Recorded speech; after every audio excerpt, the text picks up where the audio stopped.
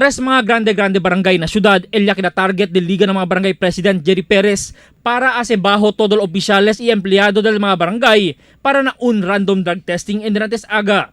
Primer barangay a visita el Consejal Jerry Perez y el un privado compañía de laboratory, el Barangay Maga, quien uno del mga tiene grande problema de droga este mga tiempo. Tiaragan random drug test, kita na tumaga, ke amukan kita mucho ka na dalitan informasyon mga konstituente de tumaga, ke taman dating sila pidi ke man nakalten nga dila mga barangay official. Si puede nota, no hay presente el kapitan del Tumaga, Kapitan Jackie Lim, por causa este out of town este mga tiempo, desde pasaw semana pa. Pero asigun con ele, bonito el inisyatibo del Liga ng mga barangay para puede saber si kanila adentro del barangay mismo, el tiene mga quien ta suporta con el droga. Segundo barangay ay la visita amo el barangay de Giwan, quien considerado también tiene mga drug pushers naman operate hasta este mga tiempo. Tapilitin kami gracias no kay tiene el proyekto ta asili ansina para el mga 98 barangay o ken man mga barangay official tanot o todo ali para sabi kita si deberasa magayo ta kel mga gente kay tiene mga tanot o barangay official ta usa ansina. Asigun también con el Kapitan Sami Natividad de Giwan.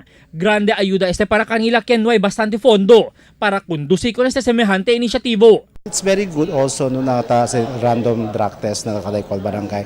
Then otro pa man si Chene abiso kay they were going to conduct it, of course with the head of the Liga ng mga barangay. So President si Cap Jerry Perez, it's very good. Actually we are having our session this morning and all the barangay kagawas are present. Último barangay a bisita amo el barangay de Tugbungan. Quien este mga tiempo admitido que problemado también sila na asunto de droga prohibido. Más de 50 personajes de barangay oficiales na tres mga barangay, el quien ya tumabaho na drug testing y esperanzao el publica sila el resulta adentro del 3 días. Sita acorda del pasaw año mes de Oktubre, semejante operasyon el ya conduci el Liga ng mga barangay na Licomo, Tigbalabag, Ibitali. Yaman positibo na shabu el Kapitan Eduardo Caloyloy del Licomo y Aura, taliya asigun el kaso na opisina del City Legal Office para el propio aksyon. Admitido el Consejal Jerry Perez que hasta ese mga tiempo, maskin sige dito sa kampanya kontra el droga prohibido aquí na syudad de Zamboanga. Ta existe pa sugun siyempre el kwantos mga drug pushers na diferentes barangay na entero syudad de Zamboanga. Elita abla, el llega siyempre el di la mga dia.